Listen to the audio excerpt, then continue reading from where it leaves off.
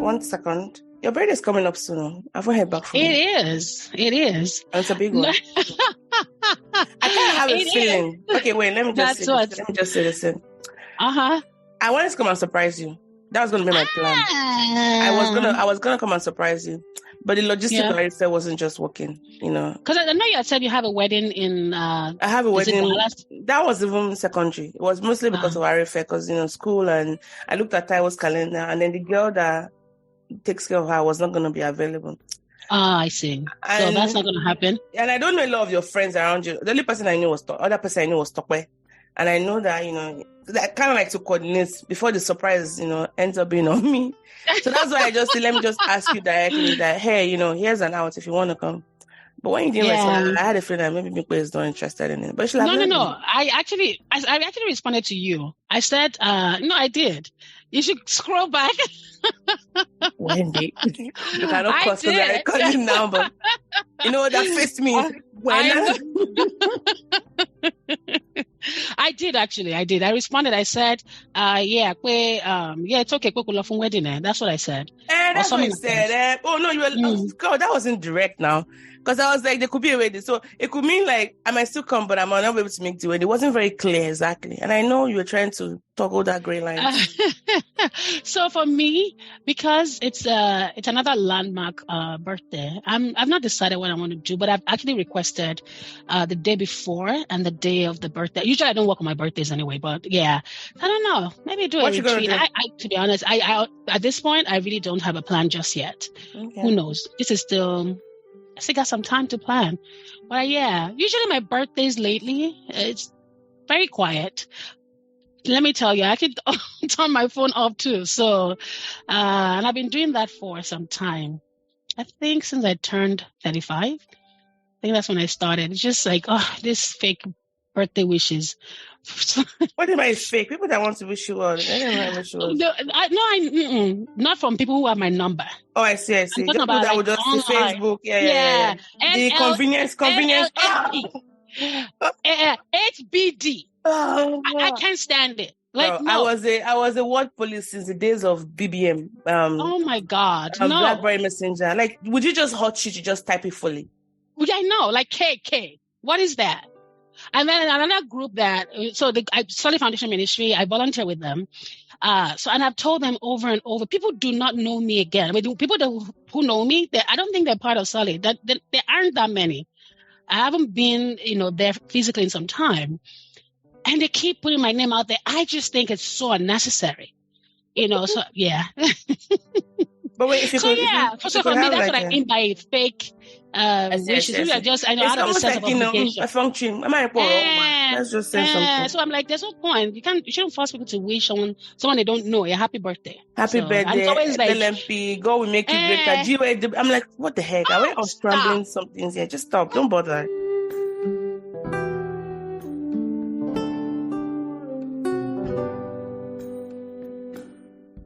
So, girl, I don't know what you want to start with. Do you want to react to some of the news that I captured for you?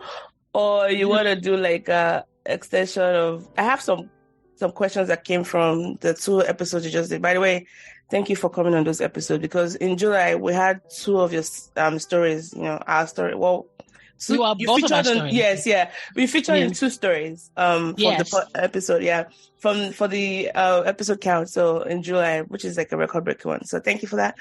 And the one... Always a delight. We aim to please. Yeah. Look. Literally. I'm trying to find the stories that you shared. I don't think I got a chance. Okay, don't worry. I'll go. I ain't gonna put you out there like a devil chick. So, but wait, I was gonna tell you something. Yes. You know, I have a therapist, right? Mm-hmm. I just said everybody knows that on the podcast. So I realized that she knows so much about my life in such a way. Because one thing I do with my therapist is that I never lie. Mm-hmm. Like I don't you shouldn't, because she's the one. What's the point? She's expensive. And then she's about the only person that I feel like, even when things are not comfortable talking about, still so that they can help you, Exactly, because that's the purpose of going there. So someone that is drowning and I still trying to form, maybe your crush will see you do like that. You're like, So I sent her, so this is what I said. Let me read out my conversation with her. And she said something about you, which is all I'm going to, that's why I want to bring this. I'm getting somewhere. So let me know. I said, hi, I'm looking forward to our session. I know I texted her on a Sunday. By the way, I texted her, but I know it's a Sunday, but I wanted to make sure I send this before I forget. Lately, I've been working on identifying sources of shame in my life, and there's an aspect I realized I haven't explored yet with you. During my recent trip back home, I had the opportunity to visit my childhood home and reroute the circuits that had formed the foundation of my primordial layers of shame. I actually did the podcast episode with one of my good friends who knows about this aspect of my life. If you have time, I'd appreciate it if you could give it a listen before our session. If not, I can give you a recap. Either way, I love to work on this issue together with you. Thank you. So I sent her the links. She texted me back the next day. Good morning, Mutolani. So glad you're sharing this special episode with me. I have to be honest. I might not have the time to fully listen, before our session, which was going to be on Tuesday. I've started it now, and so far, you inspire me. And happy birthday to your dad, blah, blah, blah. I shouted to her, thanks a lot, blah, blah, blah. And in case you're not able to listen to the whole thing, it's okay. It's actually one of our longest episodes, but I also wrote a write-up about it, which summarizes the episode as well. And then she listened to the whole thing. Okay? Oh, wait, give a background. Just who she is. Is she white? Is she black? Is she African? She's white. She's white. Okay, she's white. Okay, she's white. But oh my gosh, she's a breath of fresh air. What is it? That's good. God doesn't mince words.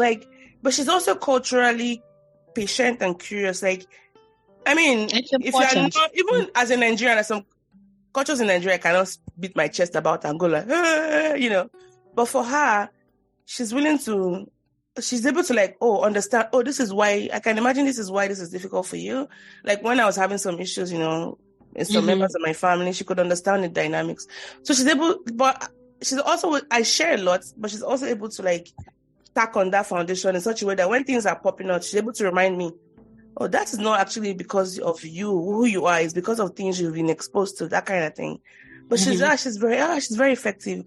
Let me even tell you how I got to meet her. So whenever we go Arife, first time, DHS, which is the Department of Human Services, right? They give you opportunities as foster parents to get counseling or therapy sessions. For us, it was kind of important because I was the first time mom. I was, very neurotic about it, how am I going to keep this child alive? So she was assigned to me, and I've worked with this agency before. They don't always have the best, because it's DHS, they always send you the crappy therapists. So after her, roll my eyes. Oh God! After her, it just went downhill. But I'm glad I connected with her. She was so good. I mean, she served as a liaison between me and then Ari's first mom. Okay. Then she quit her job and moved somewhere else. And I'm like, I've been working with you for 2 years. And then we stopped with parenting classes and all that. But then we started doing more of my own therapy sessions because she realized that we can't be talking about your parenting skills without talking about how you grew up, your childhood, and your how your parenting styles were formed. Man, when she was leaving, I almost started panicking. I'm like, I cannot start again. I became like, I'm like, wherever you go, I'm going. She's like, no, that she's moving to a private clinic or it's private pay. I said, how much is the private pay? If it's to break my jaw, I'll go, so. But she said she thought that. Because when you find a good doctor, you want to stick with them. Because it's hard. They're hard to come back. Especially here. I live in Oklahoma. Mental health, number one, there's a long wait list. And then out of those wait lists, they're sieving through the deaths, find just a tiny bit of it's crazy. Potato to trauma. So, but she said something about, she's like, oh, your friend, oh my God, such wisdom, that. And then she now said the way you laugh, she just gives it her all. I'm like, that's being big. So she complimented you a lot, oh my God, that she listened a lot. She shared her story that episode was so great. Thanks so much for sharing. So I just want to share that. Thank you to her for me. Long-winded way to just say, there are beautiful fans everywhere. Thank you to her for me. I appreciate that feedback. It's nice to hear it. Did you get anybody reach out to you after that episode or any of your episodes? So my friends, they know. They listened. I'm gonna tell you outside of here. Okay. Okay. Yes. But no, I did. I don't know if anyone, Deji definitely listened. And he was like, I didn't know that part of your story. Girl. Yeah, I was like, So if you record that as a part of the episode, girl, like, are you going to tag it on your neck and be like, so? Yeah, I am. My daddy was not, no. I mean, I don't know. I thought we did. Like, I'm not sure what he meant by we didn't get to talk about, because I've noticed maybe the details. But did he know your house? He knew your house? He did. Is it was one of those people. Is it joking? Are you funny? Mr. Adesh, you're funny. I think that he assumed that my dad was late. Oh, so that's the easy assumption. This is Sistà episode. Yeah, the Sistà episode. Oh, God, I thought we were talking about the tenement. No. Okay. Yeah, the Sistà one. So, yeah, the tenement one, I don't think I've sent it to anyone in particular. So, yeah. Oh, okay. Of course, I'm sure Deji might not know, because even you, there was a way you carried yourself that to me, it was my first time hearing about your dad in that way, seriously. And I've known you for almost 20 years, so I feel that one. Yeah. So I had a couple of people reach out to me. So if you recall, in that episode, I talked about a particular friend of mine who I felt like I wanted her to listen to the episode. After we had done with the episode, I knew it was going to be airing. I texted her, I was like, this week's episode, you have to listen to it. And I know you're going to have questions. So I'm here to answer your questions, but you have to listen to it. And then there was a part of the episode where I said somebody was supposed to come see me. We had planned a date. And then for whatever reason or the other, she was running late, and I never sent her the address. So she's calling to get the address, and I just kept on the phone like, she was the one. But guess what? She never even remembered that incident. Oh goodness! I don't know. You know what they say about pooping and the person who packs. Yeah. So, but she was like, she was just saying that. Why did that she actually wants to probe further, like why I never felt it okay to talk to her about that. That she understands. She wants to sit in the moment to me and all that, But that she's wondering why I never talked to. That she never would have known that, that she was just laughing at all these things that I was just thinking like it was going to be a big deal. That for her, it wasn't going to be big, but she was wondering why I never felt it okay. And I told her, hey, it's not like really you. Like, it's a me thing. It's not. Yeah. So, I'm trying, difficult. Yeah. I'm trying to calm down, but I still have a need to explore why you feel that way. Yeah. I mean, some things are hard to explain in the moment. Yeah. It's in hindsight, it'd be like, I guess it didn't matter that much. I guess I was overthinking it, but in that moment, no, it was everything. Isn't it amazing how we just have these thoughts in our head and they become so mean, like center stage? But the moment you say it out, you're like, it's not that big of a deal. Yes, and I imagine what other areas of my life I've viewed this altar of. Like this cult of personality around an issue where, we can't talk about it. But then it's holding you back in a way. It's just most ridiculous thing. I mean, you shouldn't talk about everything. I know. Well, in every space. In every space. Not because not everybody has your your back and all that. Yeah.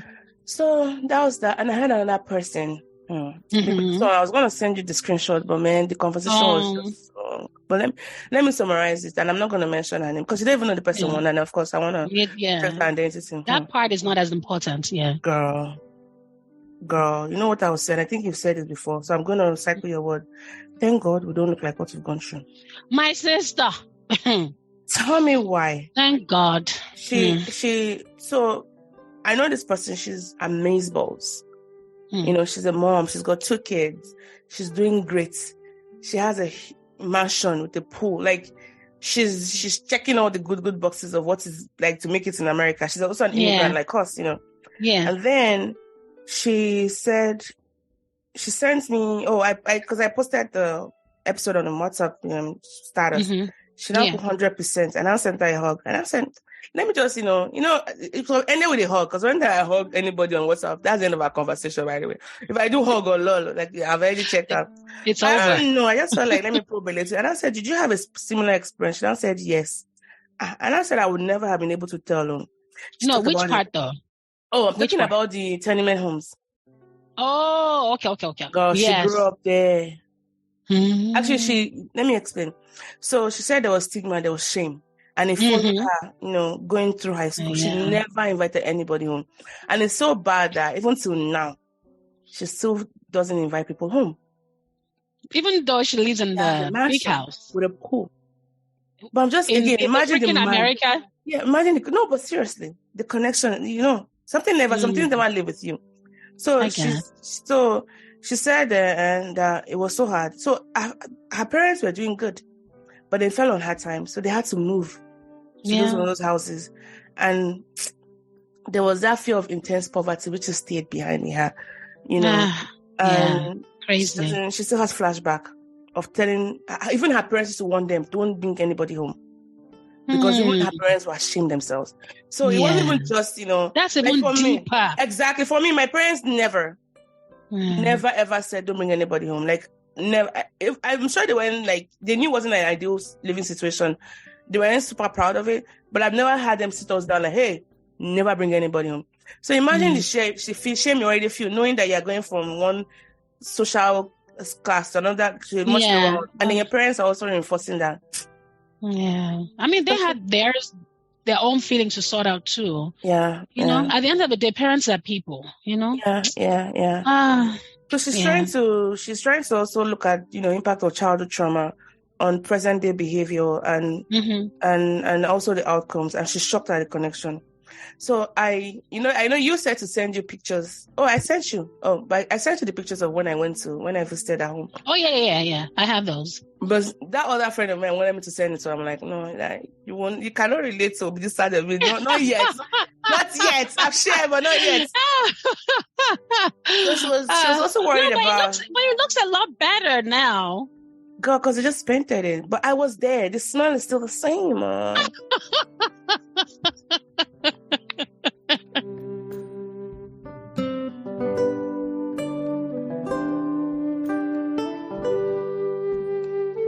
So I'm just, what? And then we talked about, we both relate on just not remembering so many aspects of our childhood.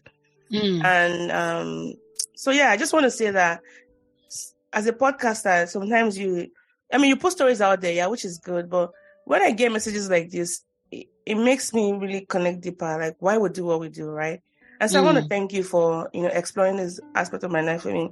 So since we talked about the episode, I've been working towards just, bearing that aspect, like, not like bearing, like, let's just cover it up, but like, setting myself free from whatever was holding me down. Absolutely. I think going back to visit that place and also airing the episode, because we recorded it in December. That's what we didn't talk about. We recorded the episode in December of last year.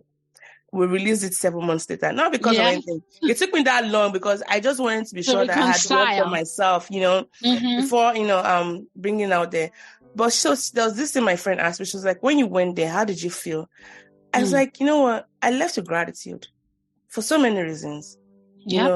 Like, I'm not even where I used to be before. And I also want to be very careful how I say this story, because I still have lovely family friends who still live in that house. That's okay. Of course, their story should not... I know, they shouldn't eclipse mine. But all that to say that, it's not that they are better than me or I'm better than anybody, It is what it is.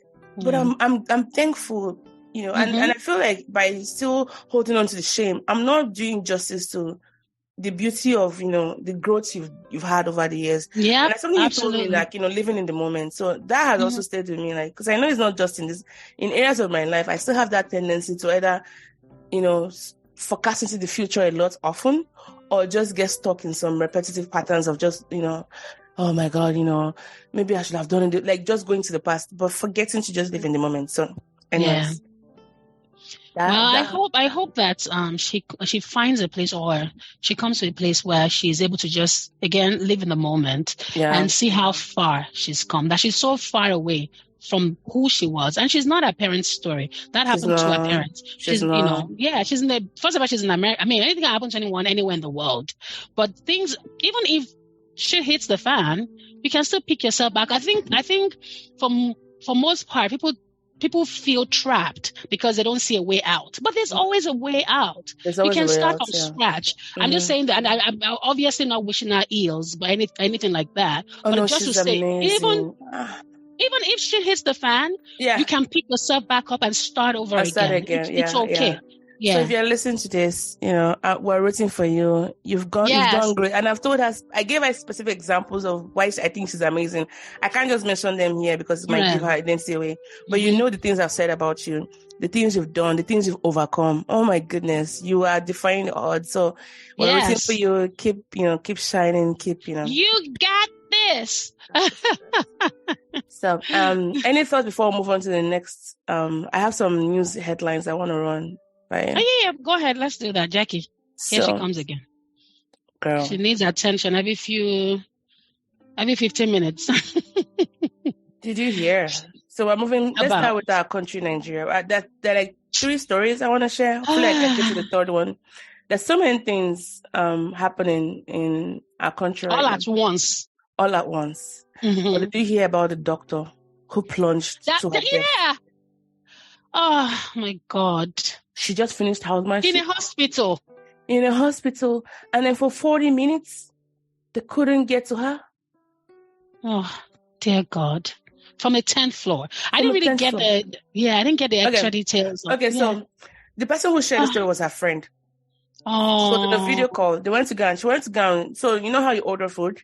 And then she went to go downstairs to get the food. She just had the friend had a big crash. The elevator crashed from the 9th floor all the way down. There was glass shattering everywhere, bricks, clashing, sound trickling down. Even the dispatch rider who came to deliver the food, ran out.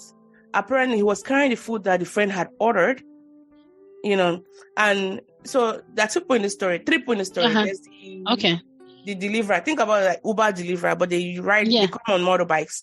There's the person who passed away. Let's call her Dr. V, and then her friend. Let's call her Dr. A. Mm-hmm.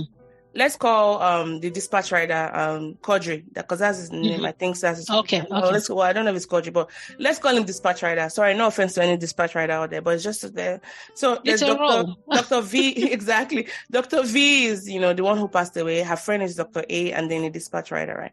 Mm-hmm. So Dr. A was actually about to enter that same elevator, but her friend was making it down to meet the dispatch rider to come pick up her food on the ground floor, right? My God. And then all of a sudden, she just heard people screaming because they're all on the ground floor, except the Dr. V who was making her way down. So the dispatch rider shouted and started running.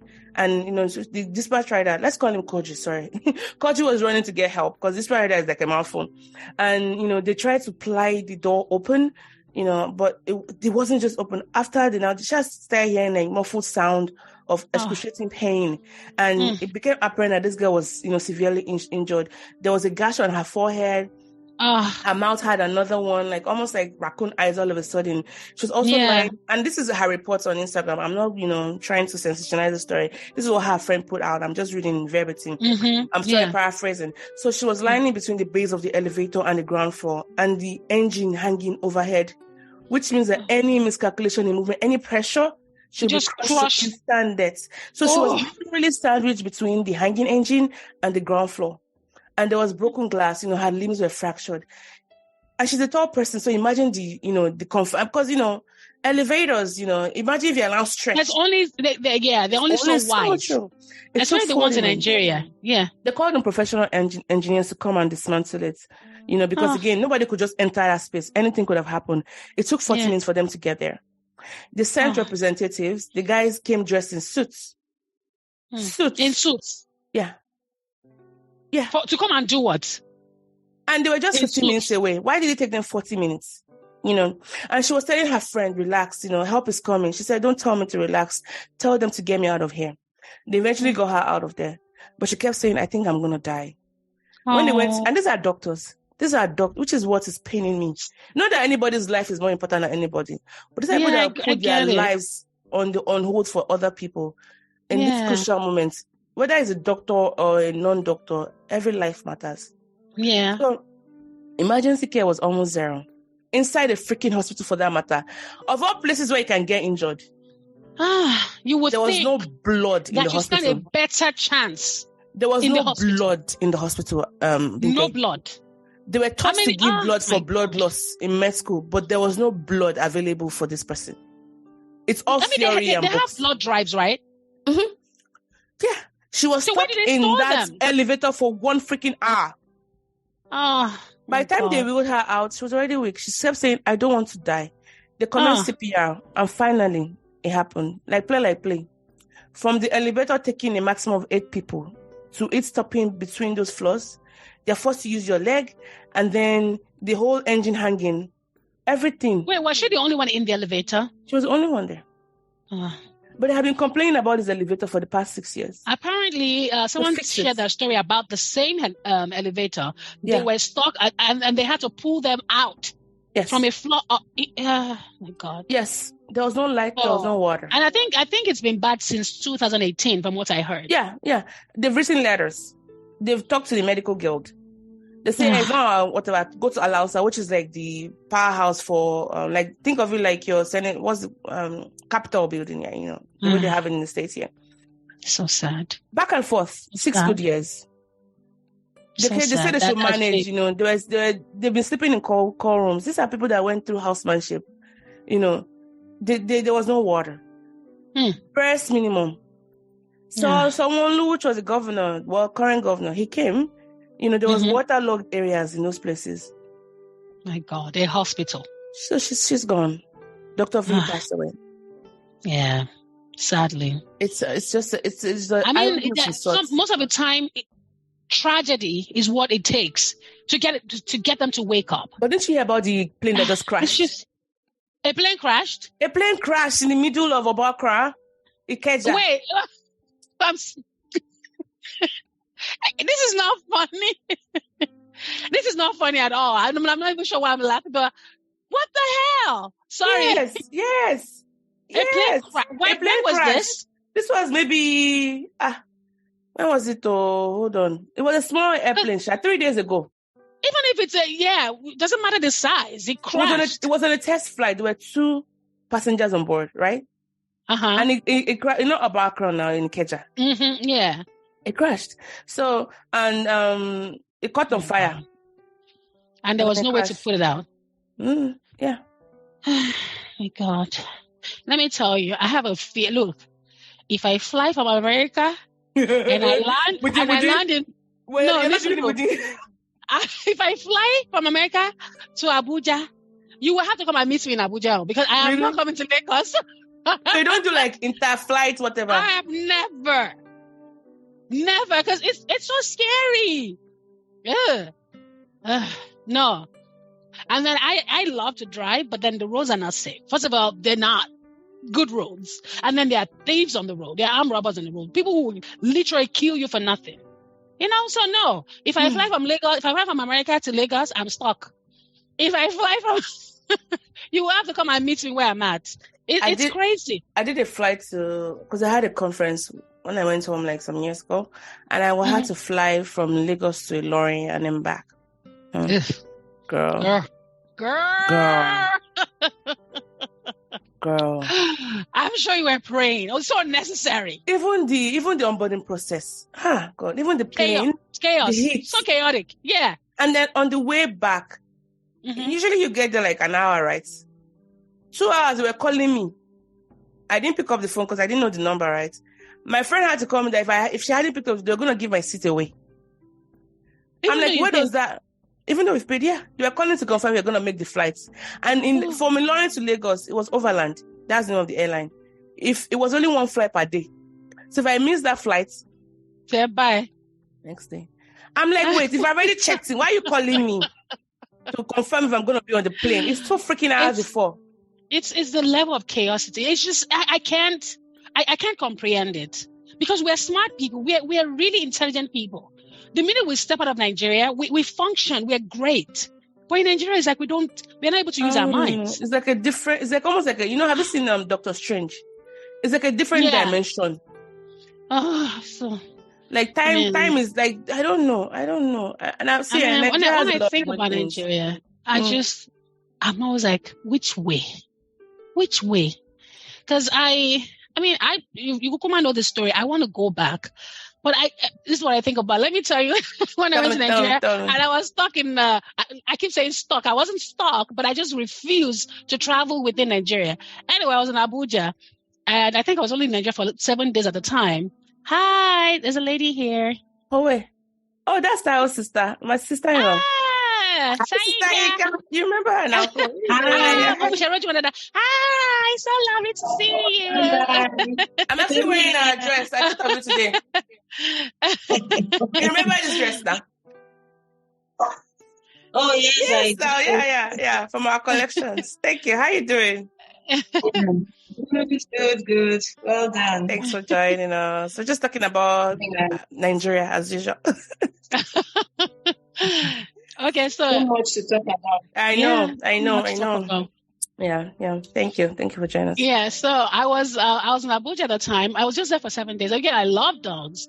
And I went to my friend's house and I had like this German Shepherd, a puppy. I think the puppy was maybe 6 months old or something. I don't know how Nigerian dogs are so violent. Like, but because you see the same breed of dogs here, they do not act that way. Anyway, that's another conversation. So I'm trying to get this dog to like me. So I'm giving it food, right? And then the wrap of the biscuit that I was giving the dog got stuck on there. So I was trying to retrieve it because I'm thinking I don't want this dog to swallow this plastic wrap.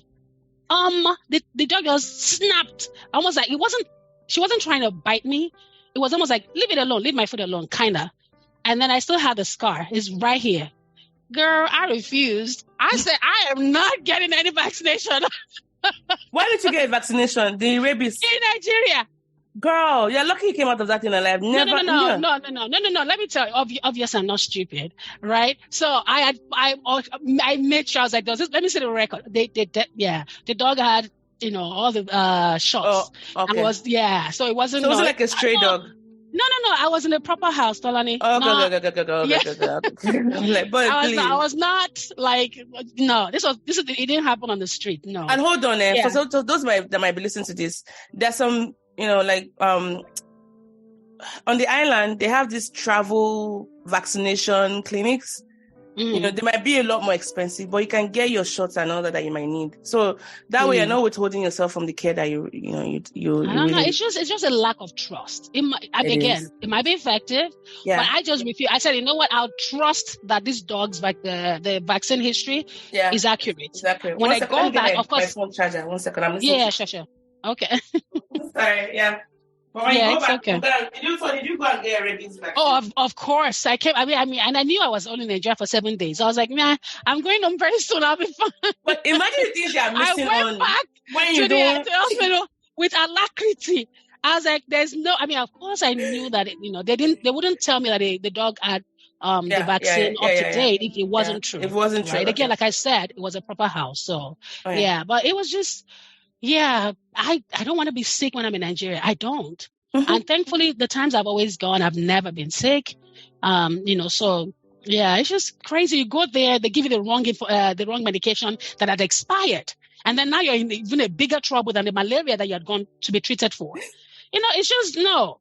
You know what? I'm not trying to discount your story, but I would say, I have immunity against malaria because of my genotype. So I don't really come down with malaria. But I've had to leave the US to go get surgery in Nigeria, and it was a life-saving surgery for me. So I guess our experiences are different. All that to say that, but of course, we had to do our investigation to make sure it was a good hospital. Like, I wasn't just going to go put my life down on a place I didn't know. So make sure you do your kidney, because the problem I think is that regulations are not enforced. So bad people, and it's no different for Nigeria. It's in place, even in the US here, where there's like a little loophole, people still find ways to break the law. It's a human behavior. It's not just, we're not talking about Nigeria. It's only unique to Nigeria. They have systems set up in place where people are held accountable. Yeah. The moment they catch you, you're going to pay for it. But people will still, they'll still straddle that line. That's what I'm trying to say. Yeah. And it's not to say that people don't die in the US from very simple surgeries. People die from, especially black women. Yeah. High mortality rates from pregnancies. Yeah, so I get that. So I mean, essentially, my life is in God's hands. Our life is in God's hands. The human error. I know, minimalizing that. Yes. I don't know. Yes. So, anyways, man, wow, so I just want to. She died. She passed away, and so down the head of the association of I forget their name, Nigerian Medical Association, I think. I'm actually know him. Tosin Olojebuti. He went to school. Was my senior in school. They are calling for a 40-day break, I think. 5-day mourning, sorry. 5-day mourning. People are going to die while they're doing that. 40 days. But hold on, though. Hold on. 5 days. And people are still complaining. No. You said 40. No, not 40 days. Sorry. Okay. Not 40 days. 5 days. And they're like, oh, no, it's too kiniko. And I'm like, you people don't understand. It's because it's not their child. It's not because it's not their sister. Her story was just something that brought about wounds that hadn't been healed, know.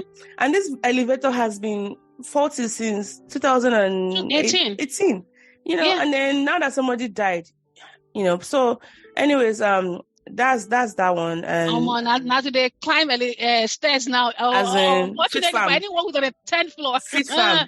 Yeah. I even heard of an apartment complex where they're actually repairing it and they didn't put, a sign. And this girl was on her phone. Maybe it was a guy or a girl was on her phone. She just went into the elevator and there was nothing there. So she just fell. Like, wait, I hope it wasn't too... What floor? She died. She didn't die. She died? Girl, yes. Oh my God. She died. She died. When you're kind of... She lives there. So... I don't know, for whatever reason, I forget the backstory. But when I just, on your phone, just, because you're used to these things, your reptilian brain just kicks into overdrive, and then she just, almost like she was just entering a void, like a vacuum. Sorry, stop. It's not funny. It's just a way. I know. She died. Wow. So I think in Lagos or where? In Lagos, yeah. In Lagos. And all these apartments just popping up, without safety standards. Man, at this stage, I'm more comfortable with older buildings. Have a choice. Yeah. When people don't have a choice, they will take anything, right? They know that, this stairs is shaking, but it's what they can afford, know? Yeah. It's almost like a catch-22 situation. Yeah. Is it 20? Yeah. Catch-22, yeah. So that's one about Nigeria. Let's move on to Niger.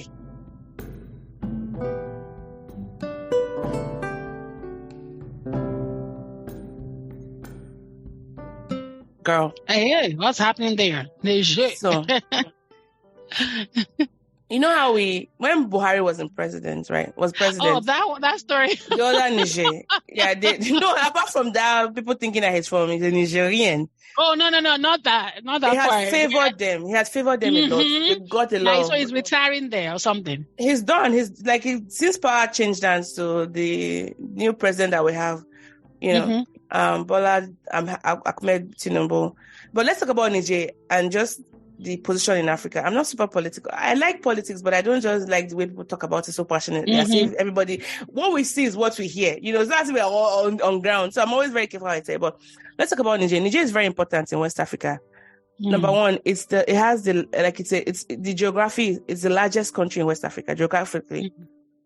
Politically, it's as an example of some relative democratic stability in recent years.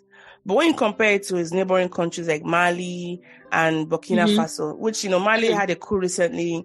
And what country expelled all of their French? Mali. Mali kicked out their French, because it's French is the official language in Mali. And I need to keep up with this news because this is all news to me. Please go ahead. This is what I feel like sometimes as Africans, even me, I got to know more about Africa when I was outside of Nigeria than when I was in Africa because we weren't taught all this in school, So anyways, Niger has been has that vantage position, as a key partner in fighting against Islamist, extremist group, right? And even the U.S. Department, which we shouldn't always take their words for it, they have almost created Niger as an important, stability for that counter-terrorism, efforts against Islamic State and Al-Qaeda, right? But now there's a coup going on in Niger. Girl, some days ago, before I forget, ECOWAS right? The economic of West African. Of West African states, right? Yes. That's an advantage. It's really to promote economic cooperation among member states to kind of help with raising living West standards. African African states, and also to help with peacekeeping forces across the region and promote economic development. Our president was recently, what's the name? Nigeria. He's the newly elected president, he has a role in ECOWAS, right? And so the way he's been dealing with Niger, they haven't been very happy. They took his picture. There's a riot. You're talking about Bola? Bola, yeah.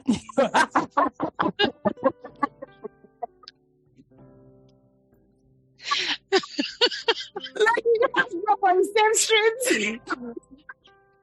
You're crazy, girl. You're crazy. I can't.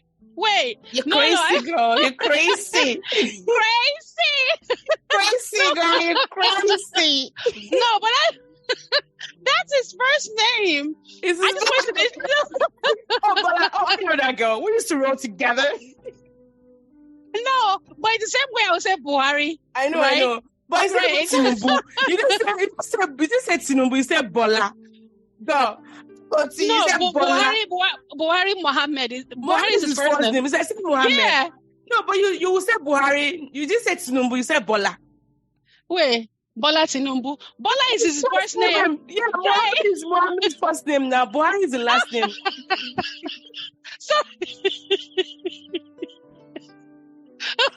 you get it? Oh, sorry, I always said that was his first name. Anyway. So Bola is I just want to be sure. He's the new chairman. Okay. He has been named chairman or the new leader. He has a position. Yeah, he's the new leader of ECOWAS. Oh, he's your guy? Is the guy of ECOWAS. The way he's been, so he held meetings in Guinea-Bissau, which was, sometime last month.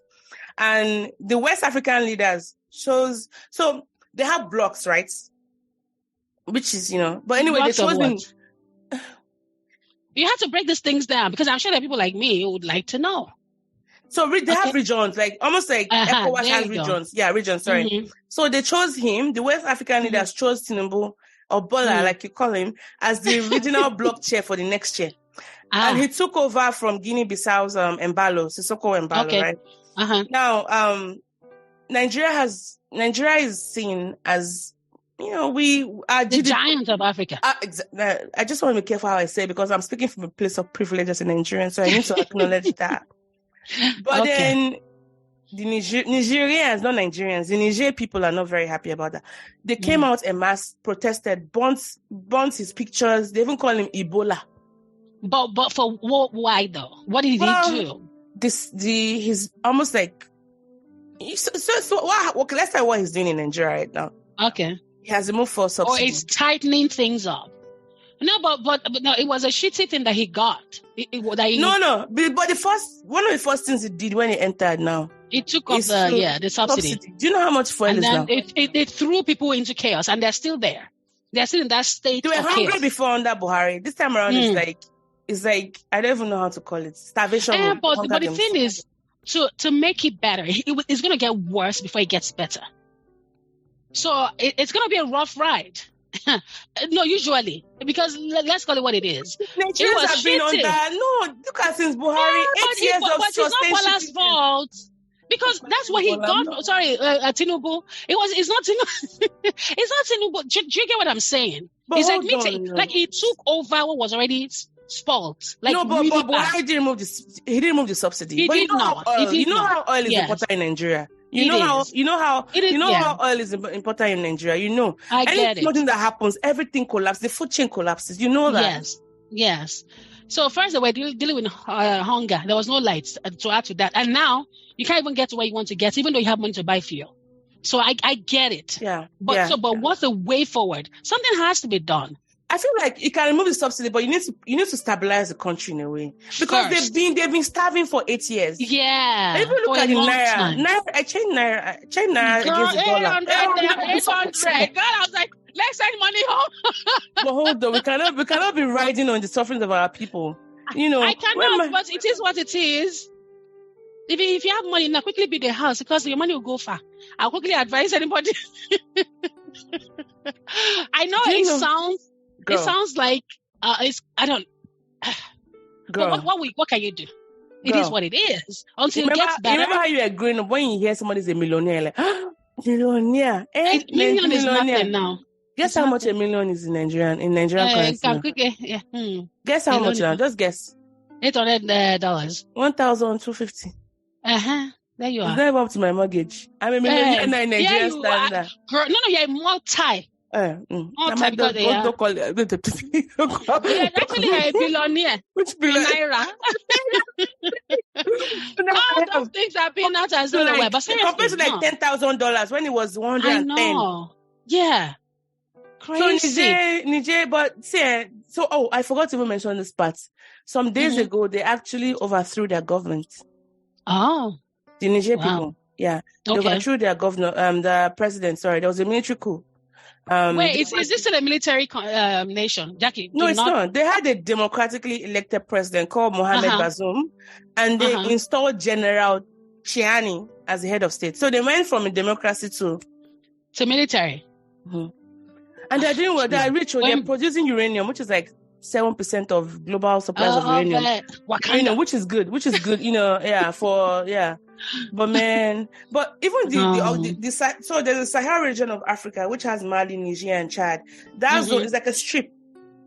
It's almost like a good territory for counter-terrorism intelligence and all that. And so when there's a coup that's happening there, that instability can also affect other parts of the world. It will throw other things up. Ukraine and Russia. Reaction. Yeah, it's a chain reaction. Yeah.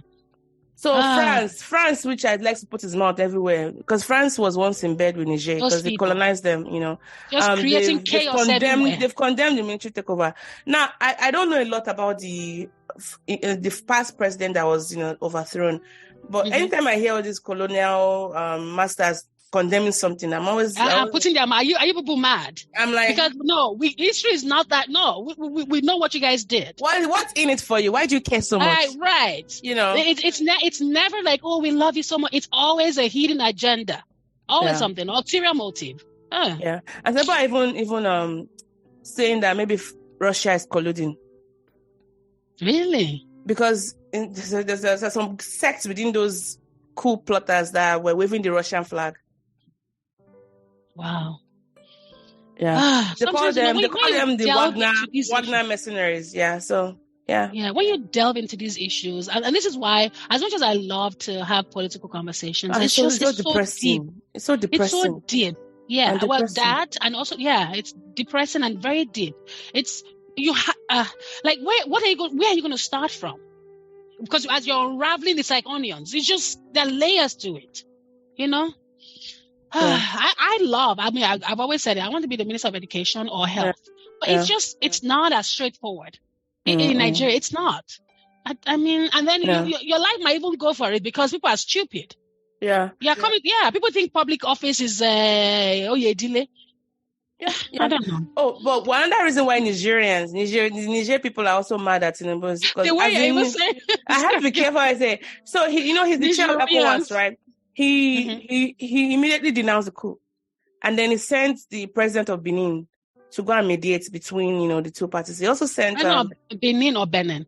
Benin Republic. Benin. Okay. Benin Republic. Yeah.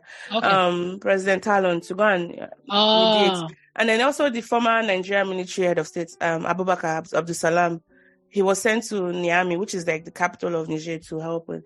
But I think what the Nigerians are seeing is that Tinubu is serving as a puppet to the West.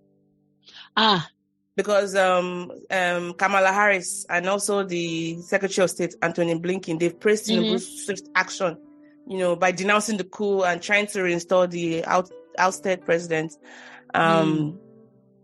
So but we need to keep an eye on what's happening in Niger because it's Nigeria shares this could be different because Nigeria shares its largest border with Niger. You realize that sometimes in the north, when they have like all these extreme people, because of that porosity with the border, you have a lot of them crossing over. Like all these cattle rearers and, Yeah. I'm not saying all of them are evil. I'm just saying that we share a border. Exactly. So our defense, I mean, we don't have any security measures in place. That's why for a while, this, sorry, I almost called him the other name. Trump. No, Trump. Trump refused us visa because it's like, no, we're not gonna make it too easy for terrorists to come into this country. If when my house, I'm not gonna just leave my door open for anyone to just come in. Yeah. We just, I don't know. We have the resources. We have the smart people. Why we don't want it? And this is what I always say. Evil thrives where there's chaos. Yeah. Because if there's no, way to hold people accountable, there are no measures put in place.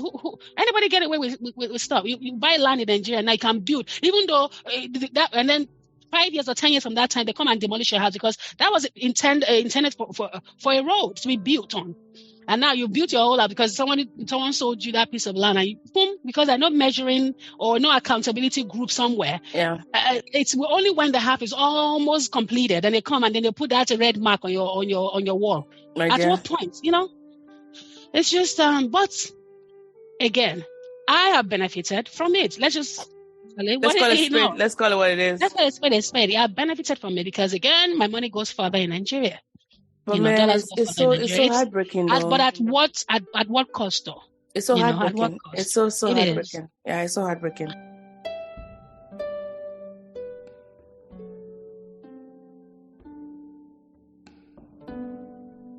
I have two mid-journeys. I don't know which one I want to receive in order. One is about celebrity, which I want to really avoid talking about because it's still ongoing and it's verging on being gossipy.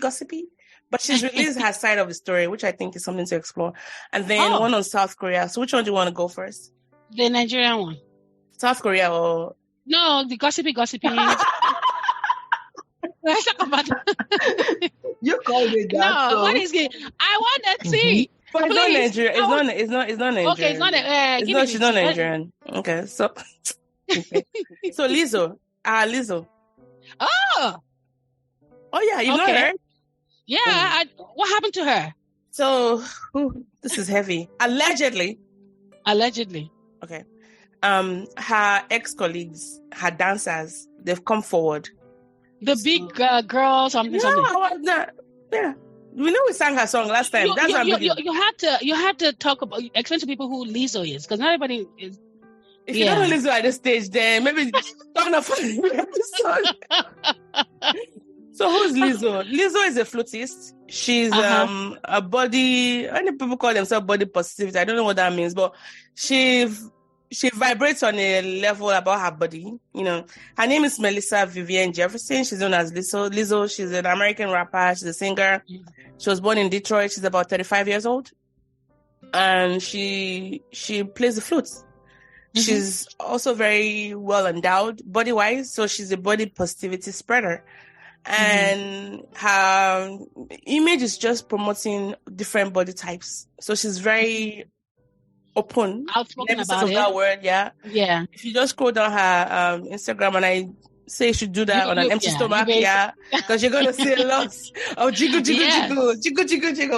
So, so, and I say this because, and these are just allegations, right? And we can still talk about things we can learn from the story without trying to jump on the gossip, because again, she's released her side of the story and saying this was not true. So apparently 3 of her dancers filed a lawsuit against her with claims of sexual harassment and a hostile work environment. Wow. So they said that she fired somebody for gaining weight. Allegedly. Oh, allegedly. Then one time in Amsterdam, they went for a show. She kind of forced them to go to a strip club and do some things with bananas and eat bananas from some certain body parts of other people. Allegedly. And some other things, that she made them rehearse for 12 hours nonstop. But she came forward and said, this is all not true, that her reputation. But people are saying that the way she responded, how internet sleuths will come for you, be like, she did it. So, I guess the story for me here is that when you're in the public eye like that, like fame comes at the cost sometimes. At a cost, yeah. I mean, she's very talented. There's no doubt about that. Like even her voice, we sang her song. Remember for 3 years ago. Yeah, and why did you Girl, I've been knowing. Okay. So anyways, all that to say that we should just be careful how we. I don't know. I don't know how the story is gonna go, and I wish her the best. Well, how long ago was this? Because it's still happening. It's a story that broke, recently. But more colleagues have come out. Yeah. To say that she's very controversial. That much. But that's her platform, though. That's her platform. Like she's how I put it. It's her, I won't call it her brand, but that's how she's been able to get attention. Because I know there was a time that she had gone on P. Diddy's, there was a live thing during COVID, and she was, according to what they said, she was a little inappropriate with his children. And so then he cut her off or something at some point. Yeah. So there was that story. Yeah, Puff Daddy. That Puff Daddy. Anyway, so I know that Lizzo is, I don't know, I get that you're trying to break boundaries. I get that you're trying to go against the norm, but at some point you're going to be held accountable. And that's, again, I don't know this story because this is my first time hearing it. But it's still allegations. These are still allegations. So one or two or three people saying the same thing. Most of the time, six people have come out now. Look at that. 3 people filed the lawsuit, but more people have come out. Yeah, there's going to be an iota of truth to it at some point, So, and I'm not saying all of it happened, but I'm just saying because again, just knowing her, it's very likely that she did it. Because even I saw that show that where she recruited the big girls. I saw just a bit of it, and just the things that she required of them. The banana incident. She actually went on the podcast and talked about it. Trust internet people. They brought her receipts. That's what I'm saying. So she does all and these. And she was talking about, we had a crazy night last night with the banana. Right, so they was like, I'm like, people will have time. How do you go? Exactly. And that's it. Whatever you put out there, it's out there. And if you're in this age of people having access to the internet on their mobile phone, how dare you? And then again, she thinks no. Lizzo, I don't. I but think you want to know if it's true. If you want to know the irony, again, I'm still gonna put the benefit of doubt until proven, guilty. I'm gonna presume her to be innocent, right? But if it's true, then man, it's such an irony because all her life she talked about being bullied for her body. I haven't heard that there was a Christian. This is not bullying people. No, hold on, no. She bullied. She fired somebody for gaining weight. Oh, that part. There's the banana one I'm talking about. There's like sexism, there's racism, and then fat phobia. There are 3 suits that they're saying she did. No, not racism, but 2, sorry. One around fat shaming, and then the one on, sexual inappropriateness and coercing people to do behaviors because they were afraid of getting fired.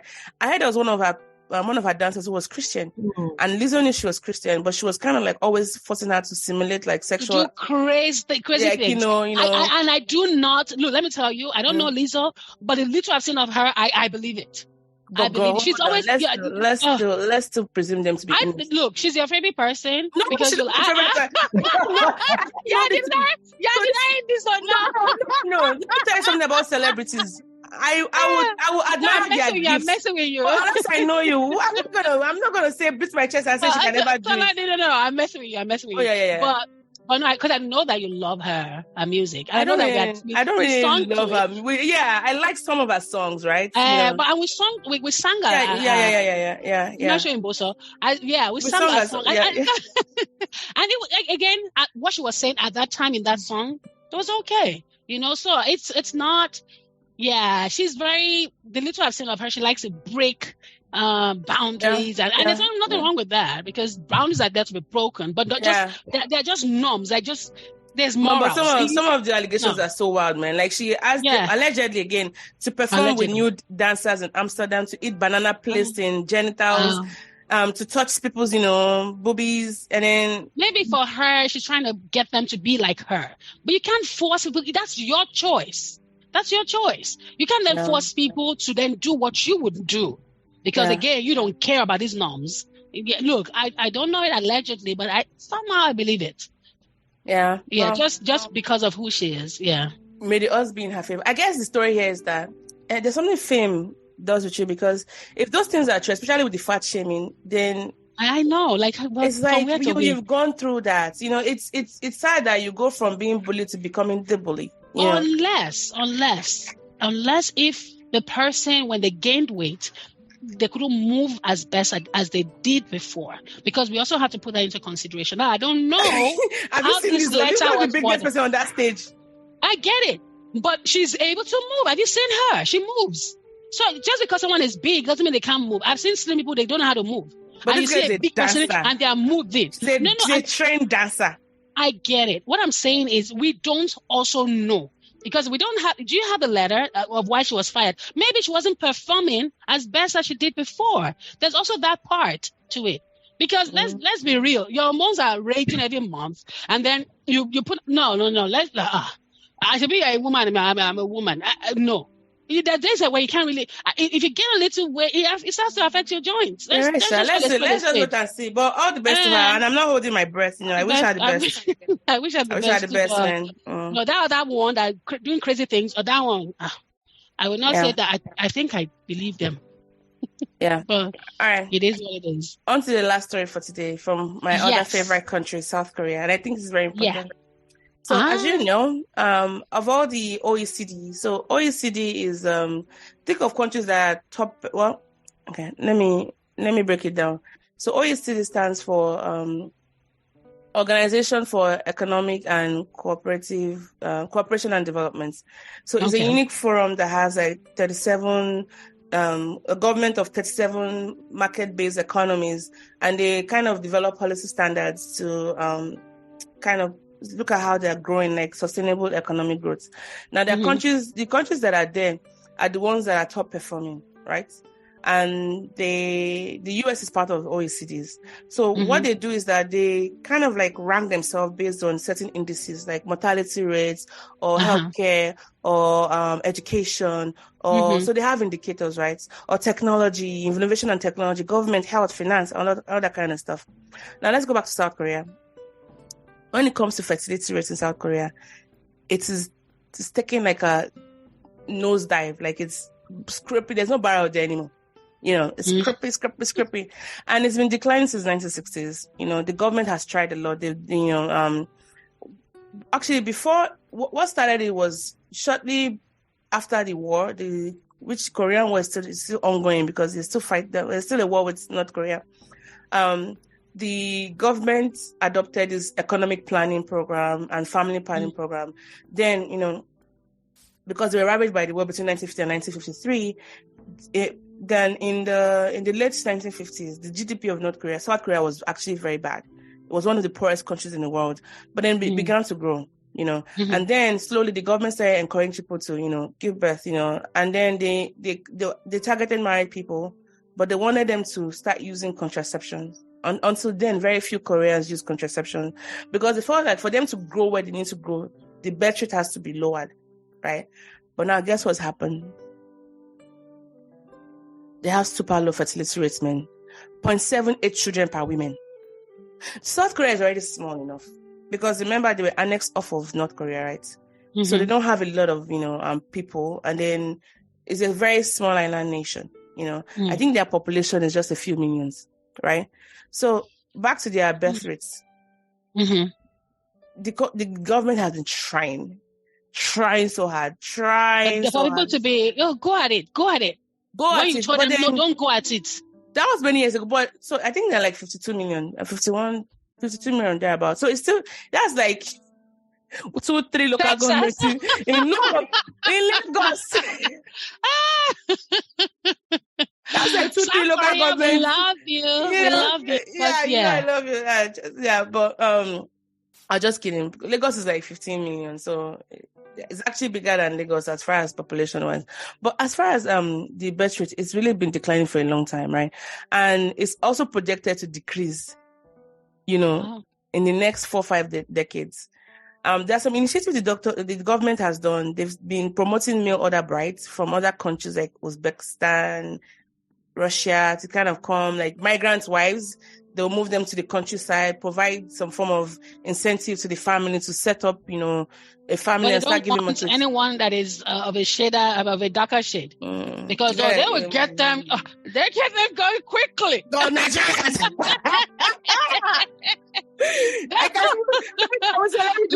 tell you, they will break through. Trust our people now.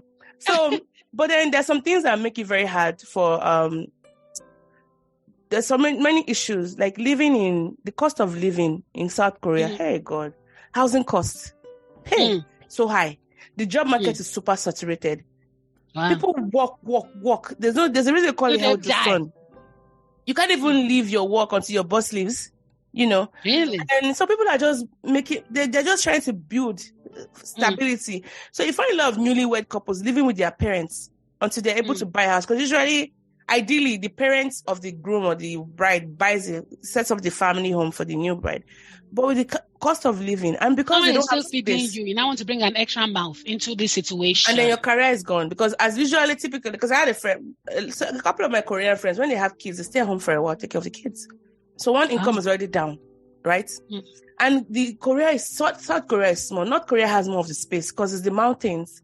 And the way they were annexed, it was just last minute annexing. You just went to go and buy pure water in the next street before you need to. There's a new country. It was over. you can't cross over again. So North Korea has all the space. South Korea is too small, so they don't have a lot of space to build. So they build up, right? And the land is very, very expensive, right?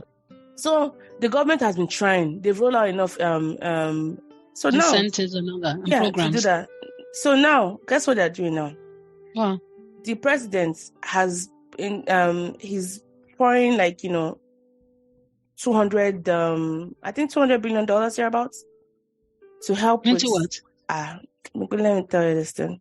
So for women in their 20s, right, who want to like give birth or maybe have encouraging immorality. Hold on now, wherever we will land there. Calm down. I do calm down. Okay, I'll calm down. Oh, by the way, the Sistà episode, somebody said, let's start from Beningi. My friend, one of my friends, she said, she just texted, she was just laughing at that point. So from the beginning. Okay. So what the government is doing is that because of this high cost of housing and education and financial security not being a must, and child rearing is also growing, in that regard.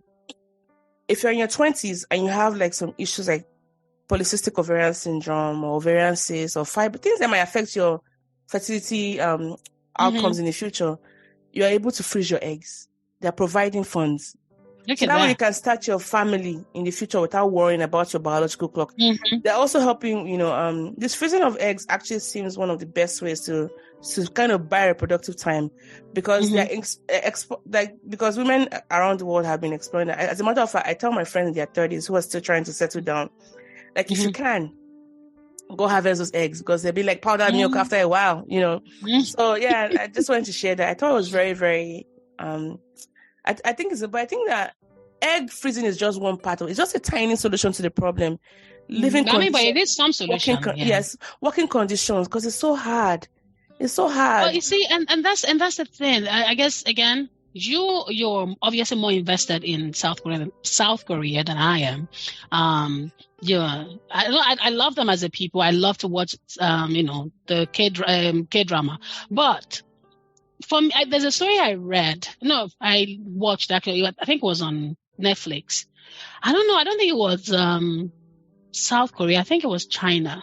What's the story at a time where they were restricting people to just having one child. It's China. One child. Okay. Yeah. Because those one, their issue is overpopulation. Oh no, it's overpopulation, and then it's more males. They have more males now than females. China is so bad. So now there is 7 men to 1 woman. Allegedly, before they come and cancel me, they've been kidnapping women to force them into marriage. Yes, they have more men, because if you're going to have one child, which sex do they choose? But no, seriously though, Allegedly, there be forced abortions and people just killing their child and dumping them in orphanages. And so they prioritize the one child, the one son. Now they have many sons and fewer women. They've been going across border to go and be kidnapping wives. Yes, kidnapping girls. Yeah. Now, the rule has been reversed. If you're from a one family home, one child family home, you're allowed to have 2 kids now. And then from 2 kids, they start growing it exponentially back. But who was thinking of that policy? Who thought it was a good idea? And this is when men try to play God. This is the repercussion. It's the ripple effects. And unfortunately, it's years down the line.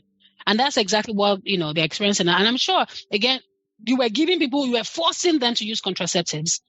And now suddenly you want them to just be loose. Suddenly. You can't eat your cake and have it too. You can't eat your cake and have it. So I wish them well. I'll pray for them because I wasn't even aware. Oh, no, it's so bad. Especially with the girl child. Oh, it's so bad. There was a so now vagina on Amazon is prime prime rib. It's prime rib.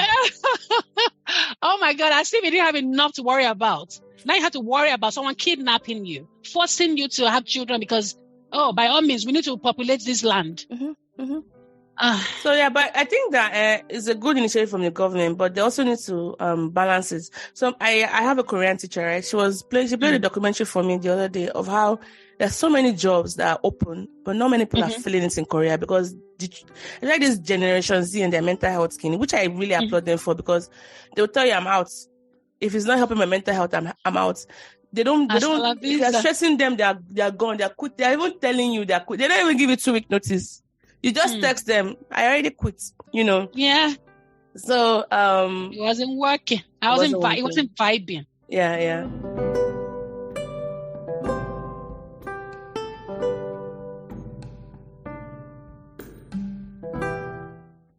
Now, while we're still on South Korea, you heard about the soldier who defected to North Korea. Yeah, South Korean news. Please give me gist. This is okay. It deflected to North Korea, of all places. Let's establish some timelines. So, again, this is allegedly based on the side of the story we've heard from the news. I'm not manufacturing any of this evidence. You can check BBC or CNN. So his name is Travis King, right? Okay. He's 23-year-old that private. Sounds American. It's very American. Black guy. Oh, sorry. How do I shame you? You should have led with that. No. You should have led with that. North Korea as a black person. Okay. So, did I tell you that when I was in Colorado last month, I picked Uber guy and he was from North Korea? Was it you? And that you guys got talking? I filmed my conversation. Yeah, it was you. The guy said he's not coming out alive. Oh, okay. But that was just his own opinion. So this guy is 23-year-old private, right? Black guy. Black guy. Allegedly, he was locked up in South Korea in the military. What do they call it? Barricade. Like he was kind of like sequestered from his other colleagues because he did something, and he was kind of like put aside for a while. So I think for 2 weeks or so. It was in the solitary camp. It was within. So within detention. Yeah, sorry. He served 2 months in detention for assault charges. He served 2 months detention. In South Korea for assault charges. He was released last month, around beginning of last month, right? He was supposed to fly back to the US to face. Remember that Korea and US, they do a lot of military exchanges. Yeah. As a matter of fact, US funds a lot of South Korea. A little bit of history. When South Korea and North Korea actually divided, it was 2 American soldiers who created that line across the 30th parallel. They just drew a line saying, if you cross here, I'm going to shoot you. That line they drew, arbitrary line became North and South. So South, in a way to kind of like promote their agenda, because, US to promote their agenda, they pumped a lot of money into the South. So that's how South feels like a free economic / capitalistic community that we know today. Meanwhile, the North was backed by Soviet Union. But Soviet Union broke down in 1990s. So but they're still kind of communism in a way. So, but the US still supports a lot of South Korea's military because South Korea has a vantage point its proximity to China can also help, with some form of intelligence for US, for their... It's always a hidden agenda with all these freebies. Games of politics. Nothing is free in politics. When the country loves you, there's something that gets it from you. You're serving a purpose. But I'll give it to Korea. They have milked that favor. Oh, look at that country now. They went from being dead poor to being one of the top 13th most advanced country in the world. Yeah. Right? Look at that movie that we saw. Rich Crazy Asians or something Crazy like that. Rich Asians. Yeah, Crazy yeah. So anyways, so let's back to this. So he was supposed to go back to the US to face disciplinary actions.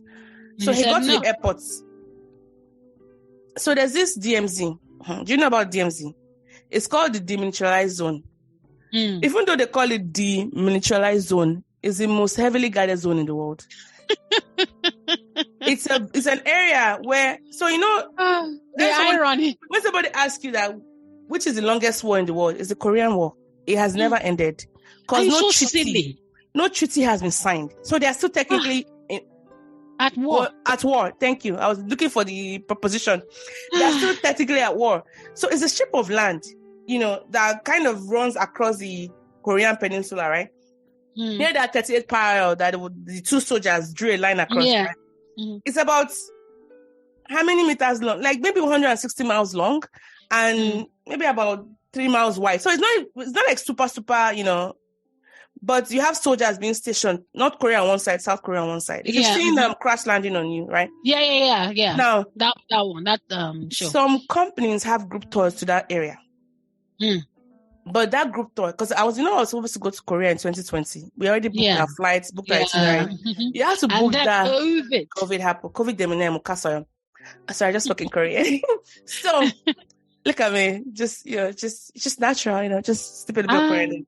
So, to book that tour, you have to have booked ahead of time, which is why that's that part of the story that's kind of confusing for me. You have to book that tour ahead of time. Right?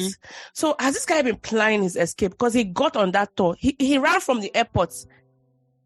If the military sees you and says they're flying you on a plane back to the US. Literally, he escaped and went straight to that tour. So how did he get a spot? Because it's not something you can book right away on your phone. Like, let me go on Vwaere. And he's a black man in South Korea. No, he sticks out like a sore thumb. So there's that. Because, South Korea is great for all the things, but as a black person, you stand out. Yes. So he went on that tour, right? And then remember that South Korea, that is a border, right? It's a zone separating the two countries. That's how this guy ran inside the north. The alleged people that were there, they said he started laughing. Huh? He ran there laughing, like he was cackling. Those were the words of the people that reported him. So, yeah. As of today, it's not a going, is it coming? But guess what? North Korea hasn't officially said anything about him. He's disappeared. Not a wallet. And the DMZ is even lucky because it's filled with landmines and electric wire fences. There are armed guards 247. Who are his parents? So his parents, they released the killing. They're begging Kamala Harris, the vice president Kamala, to please bring him back. They say that he's been expressing racism before. I'm like, of what places to run into? If I ever run into South Korea, you went into North Korea, and North Korea, this is what they do. They will milk that boy. Okay, I don't know if you know about Otto Wambia. Do you know about Otto? That's the main thing I don't know about at this point. Otto Wambia was his So another thing I forgot to mention is that you can also, if you and I want to go to North Korea today, we can go. We have to go on a group tour. Yeah. We have to go on a group tour. So Otto was from Cincinnati, Ohio, right? He was an American college student. Was he cool? He was. He was an American student, right? He went on a group tour to North Korea. Now, when you go on that group tour, they will give you a lot of things you're supposed to do. Guidelines. He was a student of University of Virginia. He went as a group tour in 2016. Now, this visit was organized by a China-based tour company. And they specialize in off-the-beaten-track destinations, which included a 5-day trip to North Korea during the New Year Eve's period. His father said that Otto was very curious about North Korea's cultures and he wanted to meet the people. It sounds like a black name. No, it's Otto is like white. Yeah. OTTO, yeah. But anyways, okay. He went there, right? Mm-hmm. Apparently, they said... Allegedly. Allegedly. They said that he took a flag that had an emblem of this supreme leader. And he burnt it? He stole a propaganda poster from his hotel. And he kept it to him. For stealing that poster, he was sentenced to 15 years in prison with hard labor. He was about to leave the country. They apprehended him. But there's CCTV everywhere. Even your hotel room is not safe. Everywhere is bugged in North Korea. Especially if you're American coming to visit the country. They're seeing you as a golden ticket because they can hold you and demand for more money. Because North Korea is always about money. That's why they're always threatening South Korea that they're going to release bomb and nuclear weapon if they don't give them money. Because North Korea, allegedly again. That's the title of this episode, allegedly. My days. They hacking. They have sophisticated hackers in North Korea. Fake credit card scams. A lot of them originate from North Korea. And we're talking about 419 Nigerians. 419. They're the king of it. This is government sponsored. This is government sponsored because they are like, this is how they get their money. Usually through that or relying on, because they don't produce a lot. And because of embargoes that's in place on them by the UN, they can't trade with so many countries. So trade is very important in economic development. So they become they're predators. They prey on people. Yeah, they prey on people. They prey on vulnerabilities. So when they say, we're going to release a bomb, okay, let's give them $20 million. Let's keep them quiet for a while. Let's send them food. Let's send them money. So this American guy now has just created another opportunity to milk. So Otto, for taking a poster, He's still in jail? Which jail? He was in North Korea for a while. The Shah negotiated his release. Obama begged, they released him. By the time he got home, this guy was looking like... was a shell of himself. He died though. They injected him with something. Allegedly. Whoa! He died. He suffered a neurological injury under unclear circumstances. He died. He died. When you're looking for what is not lost, just this adventure. He died. I mean... He was tortured. In fact, they shaved his head. He was jerking violently, making inhumane sounds. His teeth was gone. They rearranged his teeth, took out pliers. There was a scar on his foot. He was totally deformed. He was blind. He became deaf. In just 17 months. And that's the thing, because it can't 17 months. Wow. Out of his 15 year was 17 months I spent there. He died by the time they released him, but he died. So this American guy now, his family is saying that it was because he suffered racism. I'm not doubting their story. Yes, probably he went through a lot, being a military guy, being a black guy in South Korea. And I will not say I know what the expression is. Wait, hold on. So he's an American soldier. We're not talking about Otto. We're back to Travis now, the black guy. Travis, yeah, that's what I'm talking about. So he's a youth American soldier, yes. Yeah, so he was in South Korea. He misbehaved. Social in South Korea, yeah. So they want to put him on a plane back to the US to come and face some military action. And then he decided, he went on that tour. As you lay your bed, some people say let's leave him there. As you lay your bed. What would you do if we're the US president? What would you do? As you lay your bed. But again, that is a position of visibility. So again, you have to mind your words, because anything you say can start a war. So I'm not in that place. So I can say exactly what I'm thinking. They can't. No, as you lay your bed, you lie on it. His family said that, he's not that type of kid, that he wanted to come home. That I kept saying that they wanted to kill me. And I hate to throw this out there because it seems like maybe a low-hanging fruit. There could also be some form of mental health issues going on. Because I don't understand why you would think North Korea was going to be. You are a military person. You know the level of information you have. So I see, and that's the thing about these types of stories. There's always more to it than meet the eye. There's more to story. Yeah, because it doesn't make sense. There's more. It's not making any sense at all. Group. How was he able to? Yeah. That one for me. And especially a military extraction. No, they're going to make sure that when you land in America, and then if they, And then people are saying that they didn't really run into or they've killed him. But the people that was in the tour, they had a video of him showing that he was escaping there. But the way he was laughing too, again. Who knows what he was injected with? Who knows? I mean, maybe it was in what's the English word I'm looking for? Fugue states where you don't know what you're doing. That, and then an altered state of mind. It's just, I don't know, because there's more to that story. But again, if it was just youthful exuberance, as you lay your bed new, because I mean, what? Look, I'm not the American president, but as you lay your bed, because at this point, it's beyond me, Maso. It's the issue. The matter has gone to people ahead of me now. I mean, the people not on top of me, but you get what I'm trying to say. The guy at the top. Oh, God, at the top. Yeah, but you know what? Yeah. I do wish him the best. I mean, because the Biden administration. You remember this girl, Brittany Garner? The Latina. Latina. No. She's black, basketballer. The one that went to Russia to go and play for Russia that left. And then she was vaping. Vaping what she was not supposed to vape. No, it wasn't vape. She had residue, just residue, like very minimal residue. But still. Yeah. So what they did was that. Where we're going.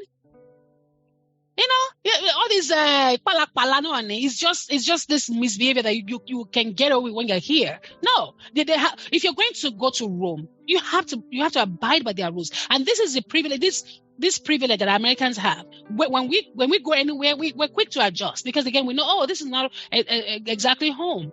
You can't just go anywhere and think that your American winning ways will suffice here. That's the American exception. And they're going to use you as an example. And that's what happened to her. They traded her for another person who was a very devious criminal. Bouts. Yes, they called him the merchant of death. He was and then literally I think he went to kill some Kiniabi. Yeah, right after he was released. American that is in prison there in Russia that they should have released. That one had more. That was actually like a spy for the US.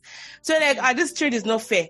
How can they release? They should have just left her there. Maybe she went to make extra money because they were complaining that the women's NBA team, they were not paying them equal. There was no equal pay with the men's NBA team. But it comes down to marketing. What's the word? People don't watch. People don't watch. People don't watch. I don't watch women. I don't watch women's. I don't even know this. No, groups. It's because it's not entertaining. So someone that tried to explain this before on a video on Instagram, he said, "Look, if the women will get into altercations, like they can organize it.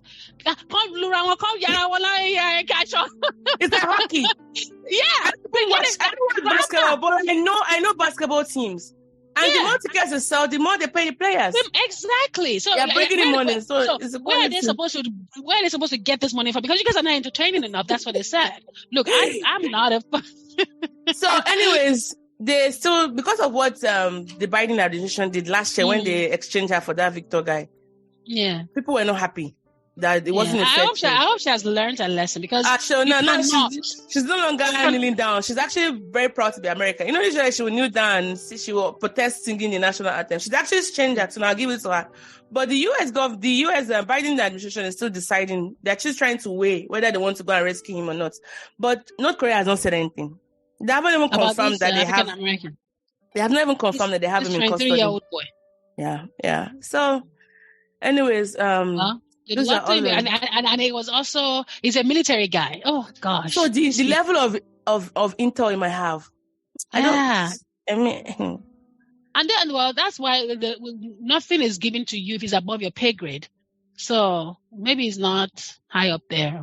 I don't know anything about this guy, Travis, whatever his name is, but people just think they can do crap and get away because they do get away with stuff here in the US. No. You can't go to people's country and think that your winning ways are going to carry over where to where. It's not like you come to Africa and you just be people call you Pepe. It's like speaking of that, along that line, this her name is something Trucker, the sassy Trucker. She went to Dubai. What about her? She's one of those black influencers. Like she's a trucker lady. They will drag you by your hair. Hold on now. You know what? You're going to Dubai, even raising your voice or just using F word or anything, you can be. They're strict about these things. She moved to Dubai to search for new adventures and new money. She was arrested. Arrested in Dubai for assault for altercation with the car rental. Apparently, she used allegedly again. Allegedly. So this was last month. Her name is Tiara Allen, but they call her Sassy Trucker. She's like 29. And she had a confrontation with a male employee of a car rental company because the car got into an accident. She went with her friend. The friend crashed the car. And anyway, she was shouting. They've detained her in Dubai. She's still there. Look at that. She's still there. You're gonna learn today. For shouting. I know if a black woman is angry, you know how her voice can be. You know, but according to her, she said that they were trying to extort her to pay about $6,000, and she didn't want to pay it because she said it was a scam. That there's a common scam allegedly by rental companies in the Emirates region, where they would, what you see on paper is not what they will eventually charge you. So she didn't want to pay that, and they will charge you for things that you didn't owe. So, anyways, she's as rich as they are. It's not American. Yeah. Anybody. Greed is everywhere. It doesn't matter. The people say that. It's just, greed. When people are not contented, like, it's just. You say contented? No, I know, right? I had to swallow. I said it. I was like, Anyway, like you should just be content. Like, I don't get. It's okay to want more, but at what cost, though? At what cost? Greed. I agree.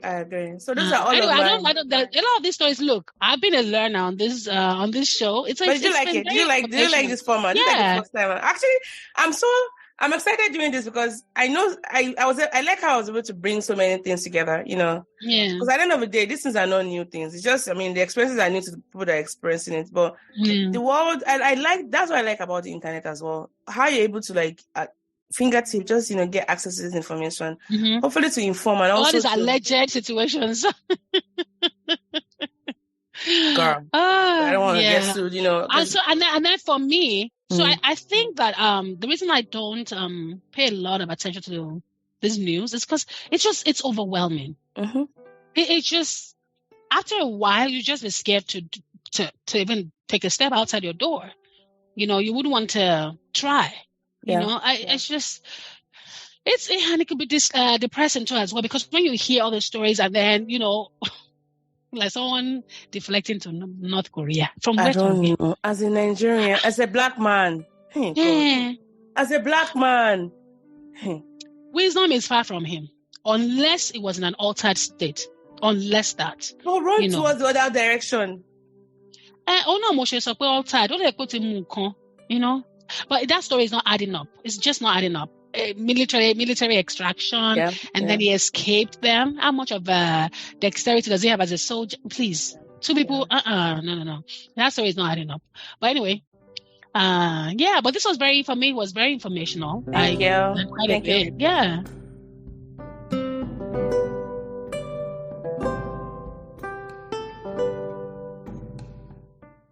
Which of the stories really blew your mind? Lizzo. I knew. Shorty, let me not speak Yoruba. There's only so much. Be yourself. I will always translate. Okay, I always advocate for people, expressing themselves, but after we will enter trouble. Yeah, and that's exactly because you can't be stretching social norms. No, I'm not. But I think the humility, a humble lesson for me is that when you get, this story is not new. What's happened to her? It's not new because people get to that point. I think they can get over shit. And I think it shapes your brain. That's why you need to be grounded in something. Something. And surround yourself with people that will tell you the truth. Accountable, because I've not been to that level of fame, but what I see is so scary. It's so scary. How dare you try to make people be like you? If that's your choice. You can't be forcing it down people's throats, and especially when it has to do with their gari, the money that they're gonna survive on. Of course, they're gonna want to do it. And this is America where people can sue anybody. You think this is a one bush in Africa where you can do crap and you get away with it? No. People are recording you. They're documenting these things without your approval. No. When you're in a place, and that's the thing. Uneasy lies ahead that wears the crown. It's a position of privilege. You shouldn't abuse it. You should not. Yeah, you should not. No. People take it for granted. No, like when you have that, whether you wanted it or not, now you are there. You're a famous person. You should be mindful of what you do, of the content you put out there, because kids are looking up to her. What kind of rubbish is that one? You come on there and talk about, the last night was crazy. I get it. That's your experience. But unfortunately, you're not a very popular person. You have people and they're young people, young girls. And then you think I just say anything and do anything and get away with it? Let me tell you, there were some things that she would say, and I'm just like, my God, I should realize that kids are following her. No. So now it has finally caught up with her. Whether allegedly again. So that story. Yeah. I mean, and also again, just recapping, I just wish that we would do better in Nigeria. A lot of people are like me, they want to come back home. At least we don't just explore living in two comfortably. Yeah, equitable and comfortable. Yeah, like they can stay in Nigeria for 6 months and then come back to the US or 3 months. My blood pressure, my body actually does better in Nigeria. I don't know how to explain. Even though conditions are so harsh. Mine as well. Every time I get home, my skin glows. I'm like, which is such an irony because you're here. I'm more settled. I don't have to smile to disarm anybody. I'm just myself, and I'm happy back home. Yes. Like I feel in the chaos. Like it's just normal. I mean, not chaos because I don't try. I really don't thrive well when there's chaos. But it's just when I get to Nigeria, as dusty as Nigeria is, the sinus infection. Oh man, clean. Yes. Like I can breathe better. It's weird. I sleep better, and I don't know. There's this level, like seeing my people in mass, like. Yeah. When I say a white person in Nigeria, kind of like, I feel like they're here again. So for me, I want the ability to. I don't like. It's not a permanent move for me yet. Live in Nigeria, have that. I want that option of living for 3 months or 4 months at a time, and then come back, and then just be a citizen of. But it's scary. You can't. My mind is thinking, oh my God, I cannot be sick. I cannot. I cannot. Maybe because I'm in the medical field and my husband is a physician. Those are not my worries, but I can imagine how that's a worry for you because we know the people to go to. Well, just reach out to me if you need help. Seriously. Okay, now I know, because it's not even about having money for care. It's not even that. I know someone who went to the best hospital. She still died. I know. These things happen, but like, for example, look at that lady now. She was in the freaking hospital where you would think that she shouldn't die. Jeez, and she still died. Yeah. Things like that. So no, and they're not. It's not like it's a freak situation. This is like the normal thing happening. That's what scares me about Nigeria. Mm-hmm. So. But other than that, so if you do 3 months, okay. That's the goal. Like maybe come in the winter when it's super, super cold. Go there and come back. Quickly go, stay there, and then we do what we are doing, and then we come back. Again, our steps are ordered by God, and again, everything I've said, it's the thing around fear, and that's what fear does. If the Lord is speaking to your heart to move back home, do it. Do it. Please don't listen to what I'm saying at all. I don't want to project onto your own experience. Mm-hmm. But just if you feel that you have this burning desire to do that, by all means do it. Just make sure that you have plenty of money. You have at least 2 years worth. It's not for everybody. You have 2 years money, like for living expenses, for anything. For 2 years, at least 2 years. Even if you're going for 6 months, I'm saying just. Even the entrepreneurial spirit, I just know that Nigeria can do a lot better in supporting businesses because the laws and the things that those it's not favorable. But if you get a business that thrives, and you're keeping the money is circulating in Nigeria because once you convert it outside to dollar, forget about it. Yeah, it's useless. By the way, talking about business, please, Oh, yeah, people. plug it. Put some. Please come and buy my markets, Tell us, where can people find your business? It's been like, it's entering the third year now. No, 2. Wait, hold on. 2021. Friendship Jackie, me. I know. Arrest me. Arrest me. Yeah, I love the man of Kenya. She say, arrest me. But anyway, so yes, we Beams Kiddies. We're located in Mende. Mende is in Lagos, very close to Ikeja. We sell baby products, and we also sell household items as well. Our main pages are beamskiddies.luxury and then beamskiddies.thrift, and then beam of light _ household, I believe. So yeah, we sell household items, thrift household items, and then essentially products for kids as well. So come and buy. Follow her on Instagram. Well, yes. This was nice. Catching up with you. I was concerned about it. Of course, Jackie is back. But I got you. I wasn't going to put you on the blast. I said, don't worry. I got you. I will do the news, and I will just, I'll wait for your reaction, which will never disappoint because you're so expressive. Yeah. And thank you to Mrs. Odimayo and Mrs. Peterson for joining us today. Yes. For those who are listening, if you love this format, let us know. Hello. Hi, Jackie. Hi. Jackie, say hello to people. Thank you.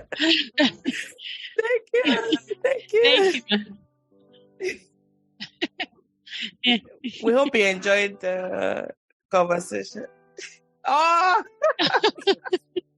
Thank you. Thank you, Sistà, as well. Thank you so much. Thank you. I enjoyed every bit of the show. Hello, Auntie. Thank you. From Lagos. Thank you. Yes, lovely to see you. Hopefully we'll see you in person soon. Good to see you again. Sistà has been to your shop. Yeah. Are you? Oh, thank you. Before you even got there, we went there. Yeah. Wow. Thank you so much. I finally went to the store earlier this year in March. Finally. Yeah. Anyways, thank you both so much, and wishing you all a wonderful, wonderful weekend. That's nice. I am. I loved, but not she's Jackie. She's Jackie lover. Let me be Pacific. Jackie lover. She loves Jackie. Yeah. So big God ready made dog. It was her friend's dog. Everything was already done. Dog was trained. That's why she's liking the dog. That's my cock Benny. Ready made dog. Boutique dog. Let me just be very specific. That's why she loves the dog so much. Come on, cock Benny. On to train. Go Japan try. She will not be laughing the dog like this because I've never tried. No, so I'll give all the credit. I'll give all the credit to Tokumbo. Tokumbo, shout out. He did a fantastic job with Jackie. He did. Because Jackie came super trained. I built on it because of course she's learned new skills. She's bilingual now. Jackie is bilingual. Even Awara Lemi, they know that Manukweko Bossibi. They know what that means. That's good. So they try to say it. Yeah, they're white. Yeah. Oh, really? Yeah. No, nice. That's the only thing we didn't teach our dogs, because if you say anything in English, they understand. So if you want to say something without mentioning their names, you just use Yoruba to say it, and then they will understand. Yeah. I call her Madam. Madam, Mama for one. Good. Good. I had a dog before. I don't know if I told. Yeah, that dog rejected Olani. You didn't tell me.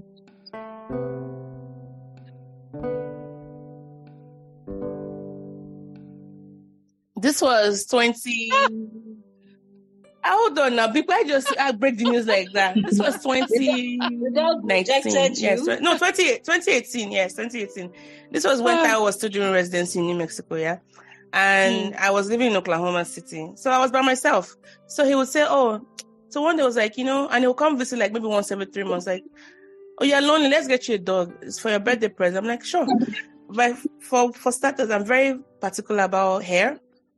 I don't like hair on my person. I don't like smell. So, we went to the pound. So there are many ways you can get a dog here. You can go to the shelter where people just put their dogs and then you can pick the one you want.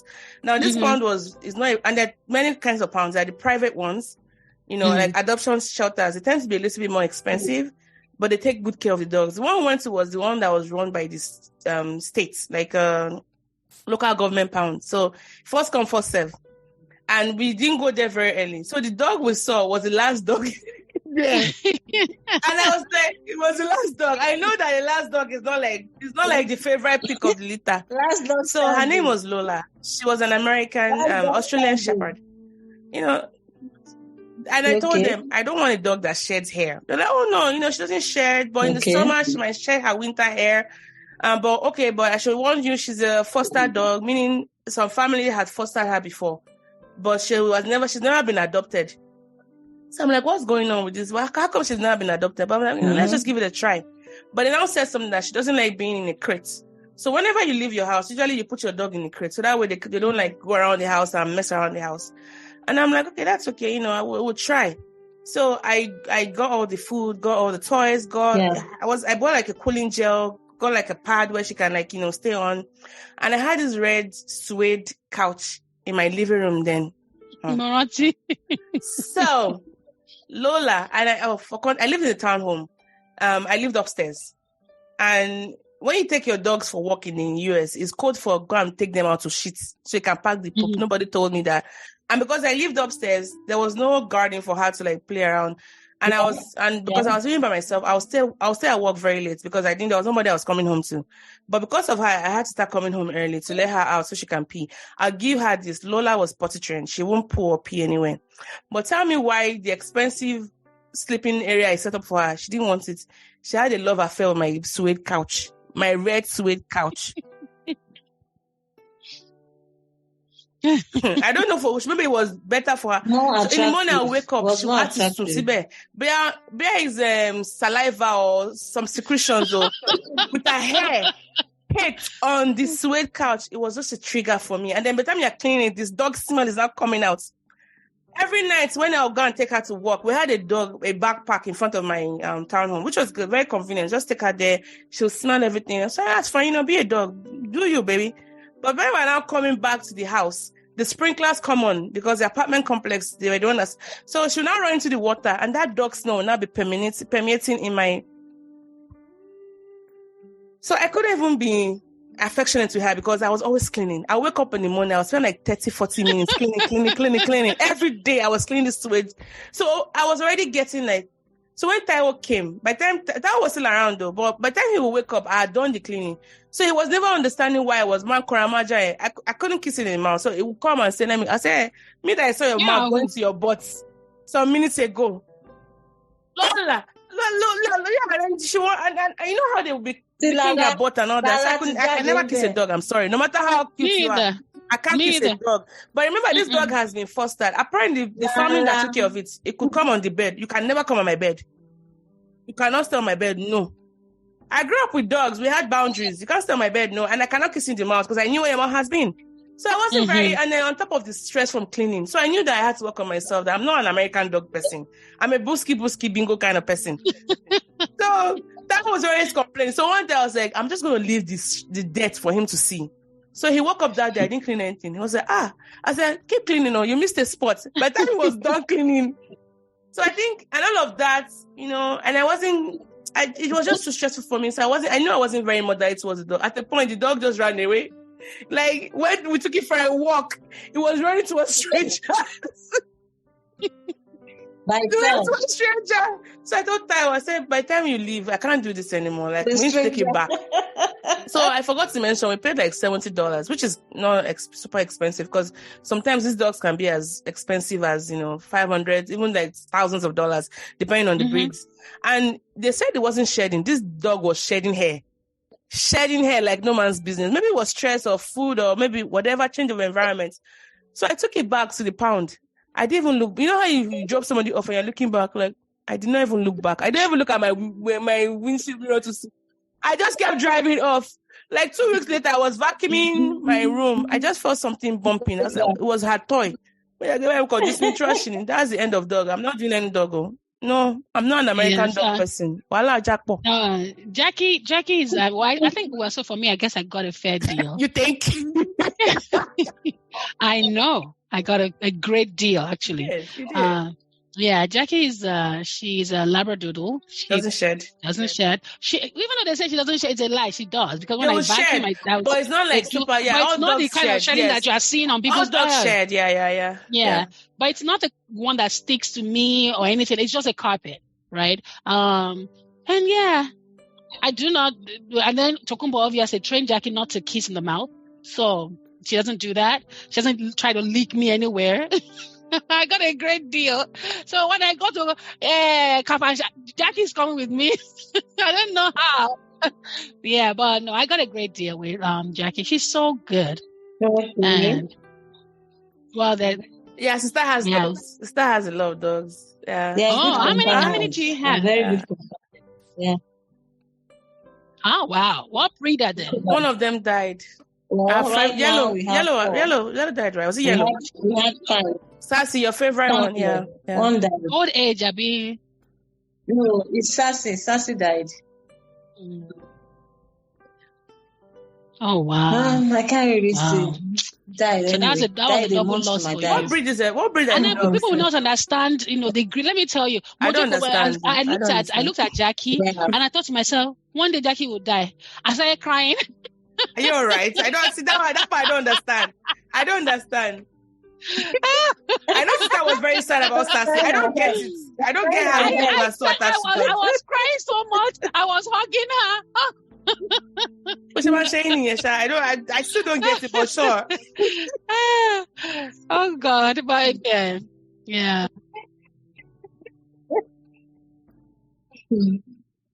Interesting. I'm not getting any. I think I'm good.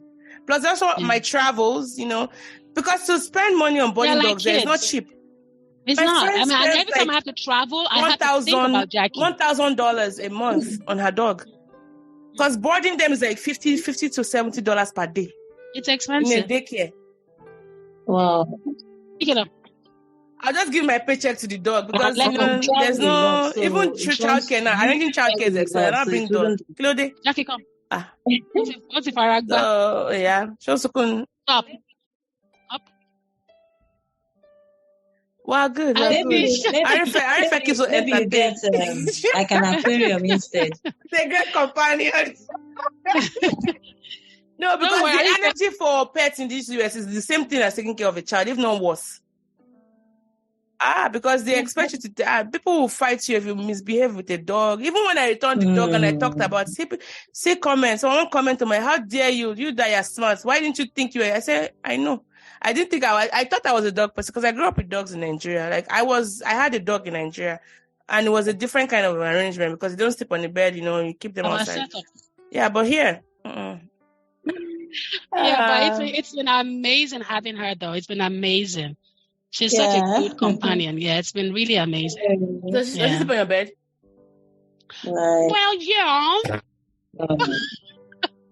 Once in a while. No, I don't. Not all the time. Not bad. I think so far it's only been so she knows that she can't just jump on. So I have to invite her. She knows that. So I don't know how Jackie's very smart. She is. So like you were announcing, I didn't let her come up. But there was a time that she wouldn't go to her bed. And I wasn't sure what was going on with her. But I said, Kowa. And then she was able to sleep better. So yeah, she does. Again, she doesn't shed. That's why I can get away with that. If she sheds, heck yeah. No. Yeah, but Jackie's good. She's not Jackie. No, it's how you. No, Jackie is good. You need to see Jackie. Like, so you know that I have allergies to dogs and cats, right? Like I've done my profile. I'm allergic to dogs, but is the epidemics like their skin shedding that I'm allergic. Cats are really worse, but dogs I'm okay. No, like I am allergic. I'm sneezing like. I'm not worried. Okay. So Lani, I have recommended an aquarium for you. Okay. We have dogs. You know you have a pond there will be water bill and all that. I'm not worried. It's not that hard. If I feel like I need a pet, I'll go on YouTube and watch puppies jumping up and down. It's a lot of work here. It's not. It is. And then if the fish is sick, you're not gonna carry tank and take it to the vet's office and booking an appointment. Yeah, it's not that serious. Yeah. Anyways. Thank you all. It was nice catching up with all of you. So thank you so much. I enjoyed myself. Thank you. Yeah. Thank you, guys. Have a great weekend. I'll catch up with you on the other side. Yeah. Bye. All right, guys. That was the long episode. I never call it an episode, but a production of the More Sibyl Podcast. And it was really nice catching up with my friend Binkwe. If you love this format where we just condense news and events from around the world and talk about them, let me know. And we'll bring more of that to your front step. In any event, thank you so much for sticking with us today. It's a very long episode, I know. So I hope you took your time in listening to it and savoring the conversation between us two. Have a great week ahead and love you guys. I remain your host, More Sibyl. Bye for now.